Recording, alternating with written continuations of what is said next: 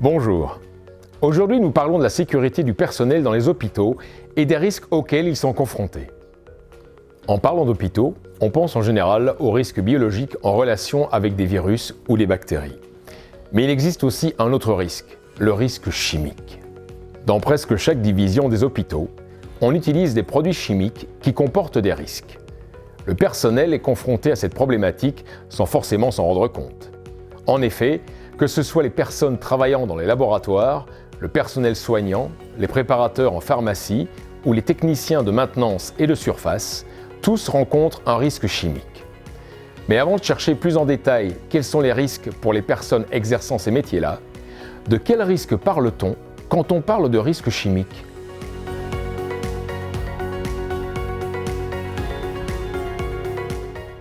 La brûlure chimique peut être provoquée par des produits qui sont soit irritants, soit corrosifs.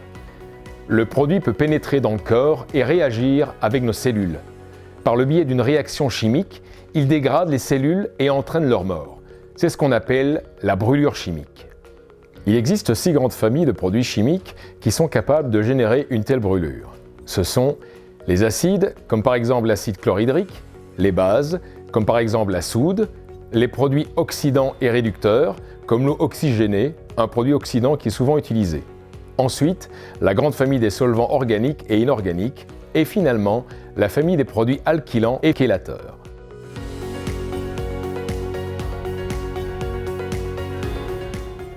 Regardons maintenant un peu plus en détail les types de risques auxquels sont confrontés les différents corps de métier à l'hôpital.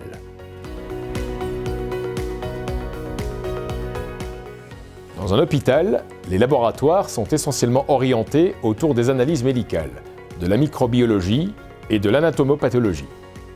Ce sont des services dans lesquels le personnel travaille régulièrement, voire tous les jours, avec des produits chimiques. Le produit phare du service d'anatomopathologie est le formaldéhyde, plus communément connu sous le nom de formol. Ce produit est classé comme produit corrosif et toxique et peut entraîner de graves séquelles. Ensuite, le personnel soignant, dans sa globalité, est concerné par cette thématique puisqu'il utilise des produits désinfectants, que ce soit pour nettoyer du matériel, des surfaces, etc. Ces désinfectants sont à base de produits chimiques et sont donc capables de générer une brûlure chimique. Le personnel de la pharmacie n'est pas à l'abri non plus. Il prépare des médicaments ou des mélanges spécifiques inhérents à l'activité à l'hôpital. On pense notamment aux produits cytostatiques qui sont utilisés lors des chimiothérapies pour stopper ou tout du moins inhiber le développement des cellules cancéreuses dans le corps. Ces produits sont fabriqués à partir de produits chimiques agressifs. Même les techniciens de surface courent des risques. Ils utilisent des produits détergents puissants pour nettoyer des surfaces et le risque de contamination n'est pas à négliger.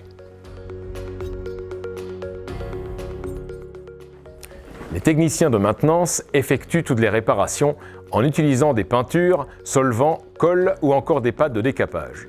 Tous ces produits sont souvent utilisés en grande quantité et peuvent générer de graves brûlures. Enfin, le dernier service qui est concerné par le risque chimique est le service de blanchisserie. En effet, la blanchisserie utilise beaucoup de lessives à base de soude et d'agents blanchissants. Ils sont souvent à base d'eau oxygénée, un produit oxydant.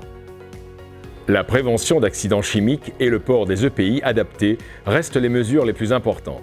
Ces mesures permettent de réduire le risque, mais malheureusement pas de le supprimer.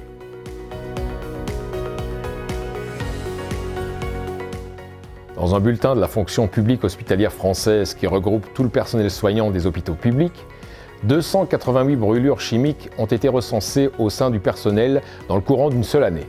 Un tiers de ces patients ont eu une interruption du temps de travail supérieure à 10 jours.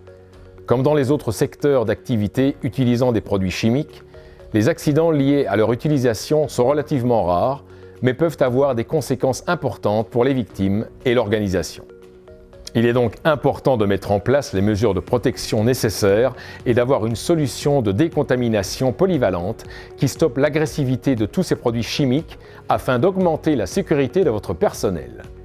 Si vous désirez plus d'informations sur une telle solution, vous pouvez visiter notre site internet www.prevor.com.